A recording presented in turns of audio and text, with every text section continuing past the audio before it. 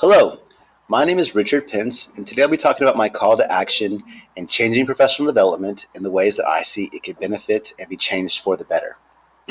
Now, I will be doing my presentation in Pear Deck so that I can share it with other educators. I will expand upon this in later professional development using more applications of this, but I do want to get them started with using this. So I will hold my join code for about 30 seconds to a minute to give all educators a chance to log in and get started so they can follow along. Now, again, this is my call to action and how I can change professional development and the ways that I see it can benefit from change. Now, I did spend 10 years in the military. Now, I joined the military, specifically became a briefer because I knew this would help me as an educator. So I did spend a lot of time in front of audiences, practicing speaking, doing research, and training, which to me was a lot of being a teacher, just on a different type of audience. Now, in the military, twice a year, we do professional development. Now, when we do this, for the most part, we have a screen that will share pictures and images of information, and then one person or a few people sometimes will be up the front talking, usually at attention or parade rest, which is kind of a relaxed version of attention. Now, when you've done this multiple times and every year, my audience is lost very quickly. Even if I was giving new information, the way that we did professional development was very ineffective, as it didn't speak to people personally, and it was just very boring for the most part. So my fellow service members did not get a lot out of it. So a lot of opportunities for improvement were missed. Even the people who were very dedicated and tried their hardest to pay attention would often have a hard time because of the way that the training was being given. So why do I think we need change and how do we need change? We'll talk about. But I will be referring to Duarte's 5 methods and talking about how these could be helped to change professional development and for the better. Now, for duration. Now, it's averaged that the average adult spends about 20 minutes that's their attention span is about 20 minutes.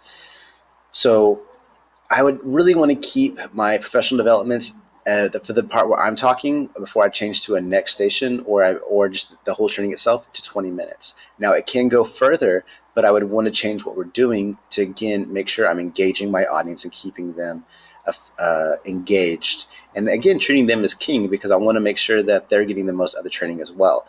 They're here for a reason, and I want to make sure I support that.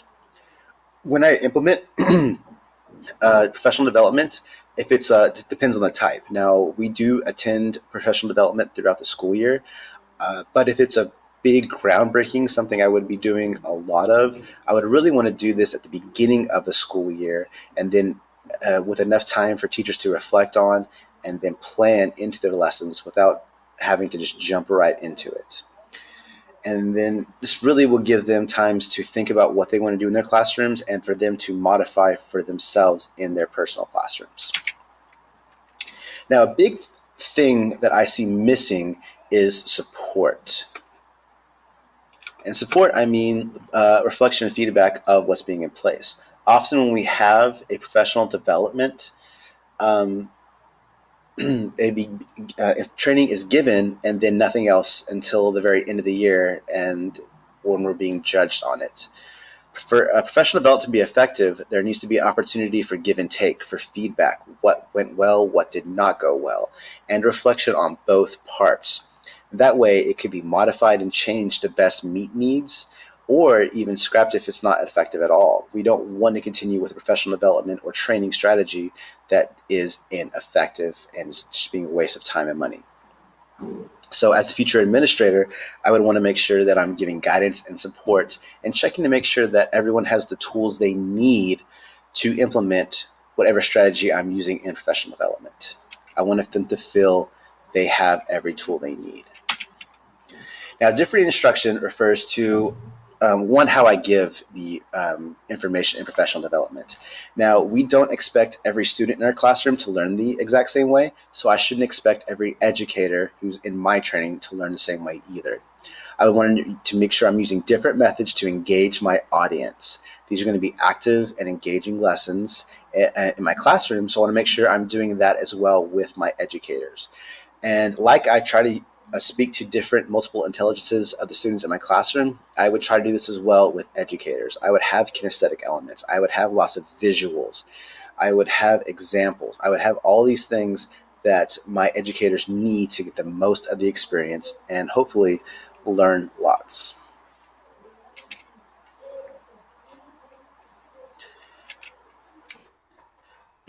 Now, and also by examples or illustrated results and examples, I want them to see, one, how it is already effective, and two, how can this be effective in their classrooms. They need to see what we are doing and why we are doing this. And they need to have causation. So they need to see why professional development is needed and then how it can be effective to them personally. I need to make this personable to their classrooms and to themselves as educators. And then again, I want to give examples. Now, these are not just examples of one type of a thing. If I'm giving a reading instruction, professional development, I should show this in the science classroom, the math classroom as well, or else those type of teachers will get nothing out of it, which has often been the case for me because I'm a science and math teacher. When I go to reading trainings, when it's not tailored to me, I don't get a lot out of the training. So that's why I need to tailor to the needs of my audience. I need to treat them as kings and queens and make sure that they are getting stuff or getting answers out of my training.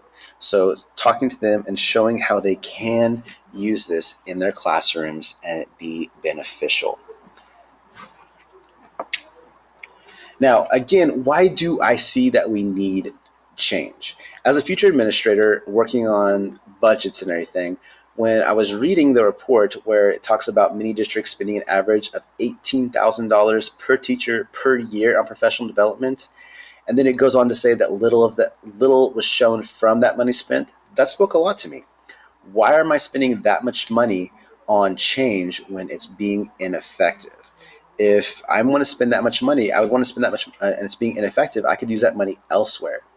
So I should change professional development so that, one, if I'm spending any money at all for my teachers, it's getting effect. I don't want to just throw money out the window. I want my teachers to actually get, one, quality, good training, but I also want to make sure they're getting things out of it. So I'm getting the bang for my buck as well. So what needs to change for this to happen? Again, the way we train our educators. We shouldn't treat our educators as monotone audience. We should, again, treat them as kings and queens. And by doing this, we differentiate instructions. We show how it could be effective in their classrooms. But also, we follow up. We check to see how are they doing? Do they have everything they need? And can I give additional support or guidance to make sure this is working? As an administrator, I would do this possibly in my walkthroughs, in my t-test rubrics, and in our meetings to go through this. And then eventually through PLCs so that we could talk about this as well, the strategy, professional development, and get the most out of it. So how do we change? Again, different instructions. And the one thing I saw is when we're spending that $18,000, a lot of that to me is outsourcing to other educators to train us. What if we spent a little of that money training educators in our districts to be leaders that they could train? I think this would be way more cost effective because we're training people, but we're also giving leadership opportunities and growth in our district. And then they can follow up and train others, and hopefully we can get a trickling effect to where I'm getting leaders throughout. And then again, I'm giving constant feedback and follow up. Now, these are the ways that I think that we could really change professional development. I would like to do a plus delta to reflect on this and kind of see at this point what teachers got, what still needed to be done. And I would also give time for questions and hopefully answer. All right. Well, thank you and have a good day.